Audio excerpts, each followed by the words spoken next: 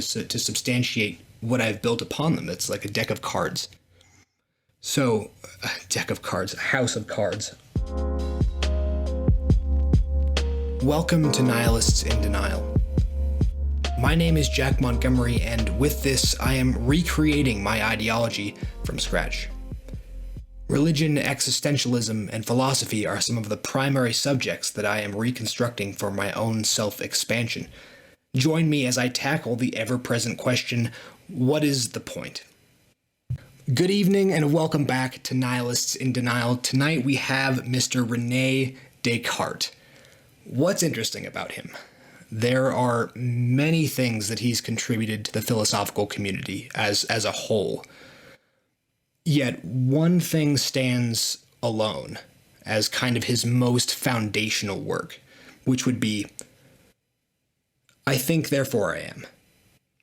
And many of us have heard that phrase before, and it's found in his second meditation, but we don't know Descartes for some of his other foundational work. So who was René Descartes? He was a French philosopher who lived from 1596 to 1650. Now, in his years, published a lot of works concerning mathematics and physics, and many of his philosophical foundations and soundings are made primarily through his understanding of physics and math. Now, what we're focusing on again is the meditation. So, meditation 1.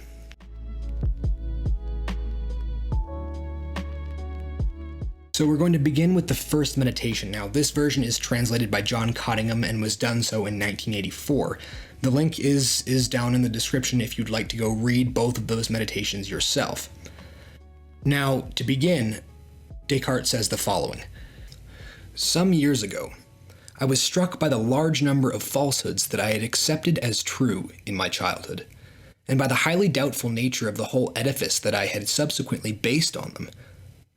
I realized that it was necessary, once in the course of my life, to demolish everything completely and start again right from the foundations if I wanted to establish anything at all in the sciences that was stable and likely to last. What is so interesting about Meditation 1? Perhaps it's purely something that I am very interested in because when I found it, I didn't realize that he had done exactly what I'm doing now. And it was a very motivating and profound moment for me because I got to realize, hey, I'm actually on a path that I can support because this philosopher was doing my method of reconstructing my ideology before I even looked at him, before I had even looked at his work as a whole. So without inspiration, it was really nice to see that he was somebody who also did the same. So after reading that, I was so excited. I was unbelievably excited because someone had recommended the meditations to me because I was thinking about existence and what it means. And we've heard this phrase before, I think, therefore I am. I didn't know anything else about the guy. But seeing that as his first couple sentences of one of his most foundational works, incredibly galvanizing moment. Honestly, something that pushed me over the edge and said, okay, I'm doing the right thing. I'm doing this for the right reasons. The filter he wanted to use for his beliefs, his current beliefs, was some reasonable doubt that whatever belief he held could be false. Now, the issue he stumbled upon was that he couldn't put them all into this system, into this filter, because it would take so long to do them all individually. So he decides to dispense with that because there's nothing he can do with that many beliefs. There are too many, he probably can't even count them all. And says, okay, I'm going directly to the foundations, directly to the center of my thought process and system that I interpret the world with, and attacking those individually because there are less of those. Descartes goes on to say, once the foundations of a building are undermined, anything built on them collapses of its own accord. So I will go straight for the basic principles on which all my former beliefs rested. exactly what I'm doing. I mean, arguably he was going to filter his own beliefs and seeing what he could keep and lose, and I'm just starting from nothing, but it's still got the same central idea of we have the basis for all of my thoughts, and they aren't good enough to substantiate what I've built upon them. He wonders how he derived his current system. His senses were the tools that brought him all of his knowledge and understanding, and his senses deceive him. So he begins to go into this kind of toiled state of, well, I think that I'm in some sort of reality, but I'm not really sure. I can't really trust anything because all of my senses have been deceived previously. He makes sure to state that, but from time to time, I have found that the senses deceive, and it is prudent never to trust completely those who have deceived us even once. So he accepts that his senses deceive him, and he's in this world of constant deception. There's no way out, just constant deception from these senses. So he then says, well, what can I trust in? What can I believe in terms of a reality? Because everything is deceiving me or potentially deceiving me. He compares the awakened state to the dream state. When you are asleep versus when you are awake, and how can you differentiate between the two? So he makes a couple comparisons. He says, well, everything that I see in dreams is something that is reflected somehow in nature. He goes on to say, as I think about this more carefully, I see plainly that there are never any sure signs by means of which being awake can be distinguished from being asleep. He kind of throws out his old belief of, well, you see the representation of things in nature, and we return to nature, and even with our dreams, there's a reflection of the natural world. But somebody in a dream doesn't necessarily know that they're in it. So it's hard to tell the two apart, in his opinion.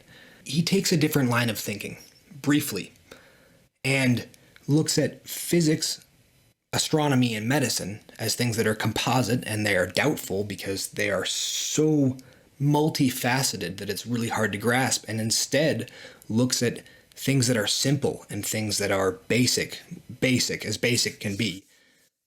Essentially arithmetic and geometry as things that we can look at, and those things are consistent. So whether he is dreaming or he is awake, he claims that you still see some simple things reflected constantly. A square has 4 sides, for example. 2 and 3 added together are 5.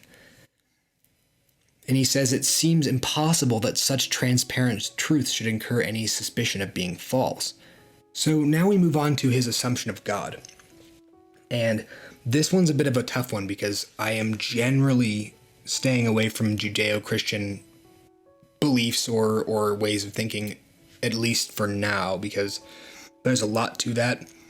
And because one of my assumptions isn't God, I don't really have to filter it through my system, but I will anyway because it's kind of interesting the way he thinks about things. He believes that he's being deceived. Potentially, constantly deceived of everything. And he believes deep down, he knows deep down that there is a God. And not only just a God, but a benevolent God. One who is supremely good. He begins to delve into that further and says, if God is supremely good, why would he allow me to be deceived? If God is the absolute center of truth, why would he allow me to be deceived at all? And he doesn't end up actually answering these questions in a way that's kind of absolute. Yet he kind of derives a thought experiment from it, which is thinking about whatever higher being that he knows that there is as some sort of devil or demon that is hell-bent on his deception. Hell-bent on making sure that everything that Descartes sees and thinks and feels is saturated by deception. It's not that he necessarily asserts that he's looking at it as a demon or looking at God as a demon, yet he replaces him in the experiment because he's using it as a motivation to continue to remove his current beliefs. He resolves to combat deception. And with this fight, realizes that he's a lazy individual and he will often slip back in to his former ways of thinking. So the only thing he can think to do is that he is constantly faced with deception and actively seeking to remove it and to try to remember that he is not in absolute reality, potentially. That he's not always there or may not be there at all. So it's simply him taking on the difficulty of deception. He acknowledges that this is an immensely difficult task, yet undertakes it nonetheless. He knows that if he simply combats this demon, which I don't believe that he really thinks that God is a demon, he just knows that he's being deceived by something, that there's a higher power and there is deception. So, taking on that deception is the greatest good that he can conceive of in fighting this demon. Not giving in to the deception as best as he can. So, that is the first meditation.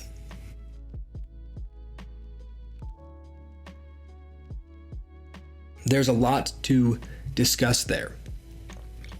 I do think that I'm on a good path because I am recreating everything that I know and think, and it's very inspiring that somebody who has that much of an impact in that community did something similar to what I'm doing.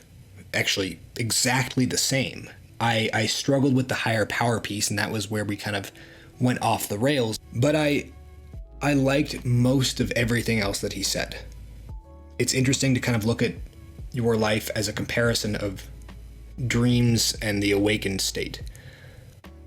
I wish he had touched more on consistency, at least so far, the consistency of your reality in comparison to your dreams, because the dreamer doesn't necessarily recognize the awakened state, but the individual in the awakened state, but the individual in the awakened state can always recognize what the dream looks like if they're kind of reflecting on it. That was the dream, and now I'm back to consistent reality. And so that's where my probability thing comes in. It's more probable that I exist than that I don't.